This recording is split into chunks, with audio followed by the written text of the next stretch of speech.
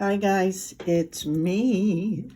So I'm just doing some house cleaning in my studio and stuff, getting ready for a little bit of upgrades and improvements in here. And so I'm, organizing and putting things away and evaluating and cleaning out, drawers and all of that comes with that. And I recently did, the experimentation with different sealants because I wasn't happy with some of the pieces and how they were looking when I get them back from the shops. And I'm just going to give you a little example of what I'm talking about. I mean, isn't that gross? Look at it. It looks just horrible. And yeah, I could spend the time to, clean it up and buff it up and all that before they go back out in the shop, But ideally, I'd like them to last a little bit longer than a couple of months. And I believe it's because of the environments, the different environments in the shops, because most of them burn a lot of incense and essential oils and have the doors open and scents and just lots of different things out of my control, which I think affects the pieces, because I know for sure my displays smell heavily of incense, and I just have a super sensitive nose. I can't tolerate it, so I end up putting the trees out on the back patio to air out before I bring them in. It's bad, but I get it. A lot of people love that stuff, and I used to too, but now that I have this medical condition. Anyway, so I want to experiment today on the cleanup process. Like I said, I used to have to get either a polishing cloth, if I can put my hands on one, but getting down in between all these little areas is next to impossible with one of those pro polishing cloths or little strips, the little pads, you know what I'm talking about. And then I would resort to my Dremel to clean these up, right? But that's a lot of work.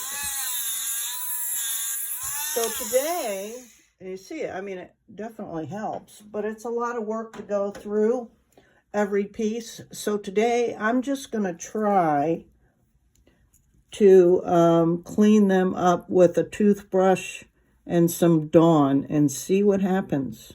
So I'm going to go do that right now, and I'll be back. Okay, let's evaluate. Okay, that came out pretty darn good, surprisingly. Much better than it was, right? At least there's some shine, and that you can still see a little spot I missed here is that that might actually be scalded, like I've done in that one video. Let's see. Let me get my burnisher.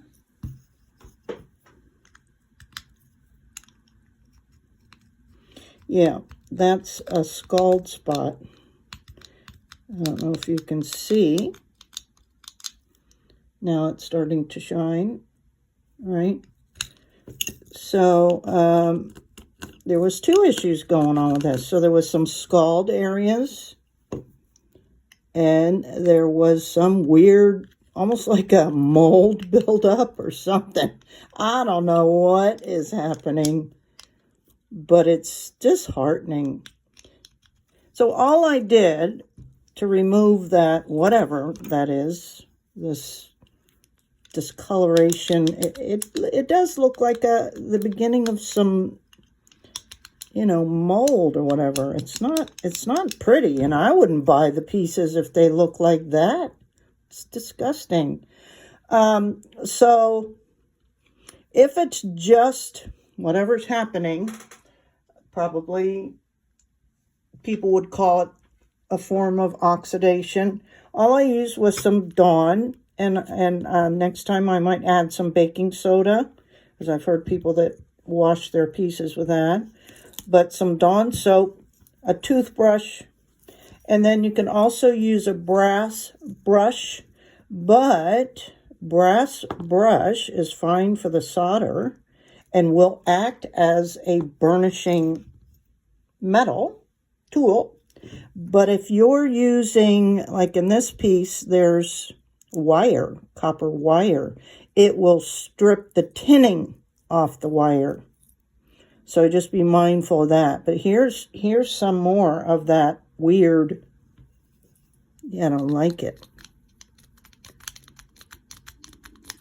So that's why I am now moving forward every piece I do that has soft solder, whether it's silver gleam or any other solder, I am sealing with Protect-A-Clear, because I have too many pieces out there to have to go through treating every piece again once they come back in. And you can see what a little burnishing does. I mean, look at this shine difference. But to have to go through this every time I need to, swap out inventory, no, thank you. Not doing it.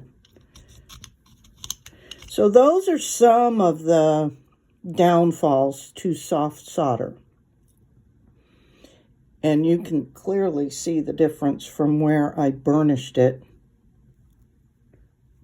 as opposed to where it was just washed. I mean, watch this area here, and then I'll burnish. Look at the difference, right? So, yeah, I just thought I'd share that with you. So interesting that happens. Like, I got the nastiness off of this, but watch when I burnish.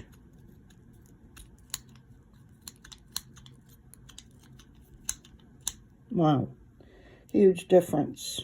But who wants to do that every time? And then getting down in these little areas, that all adds up and makes a difference to the overall look of the piece, especially when you're doing complex pieces. This was 2 stones and beads using wire. I mean, I wasn't thrilled with this piece, but and it just stays with me. It's not going back out into the shops because it's, very elementary, we'll say. But here was another one that I thought I treated this one. This is one of those little wands I did. But when it came back, it was dull, gray, funky, that whatever that is building up on it. And I was going to use the radial wheels to clean this up because of all of the hard to reach spaces. But again, it's packed with wire, wrapping, which the wheels will take the solder off. So that's when I just took it and washed it with a toothbrush. And it definitely removed that top surface, but it's still not quite as bright. But this one I am going to treat with Protect-A-Clear before I put it away or put it back out or whatever. So I just thought I'd share that with you guys, how you can clean up your pieces if they start looking funky. And depending on what's going on with them, just Dawn might work. So try that first with a toothbrush, depending on the complexity of what you're doing. If you don't have a lot of wire, and the stone will take the additional, roughness of a brass brush, because that's what silversmith people use to bring the shine back. Now, it will scratch the piece, but with soft solder, that's not really a problem. But again, it will take the the solder off of a wire, if it's tinned wire. Or your burnishing tool, or your radial wheels, right? And your Dremel are some other things you can do. And then seal them. And you can experiment with different products, which I shared in another video, experimenting with sealants. But my favorite is definitely the Protect-A-Clear. And it's deemed more safe against skin allergies. So there's just that little video, just sharing what I'm learning, guys. It may not, be what you're running into or how you deal with it. It's just my personal experience. But I welcome any suggestions and, of course, comment. And thanks to all you guys for all your continued support. It means the world to me. Okay, stay tuned. There's more coming.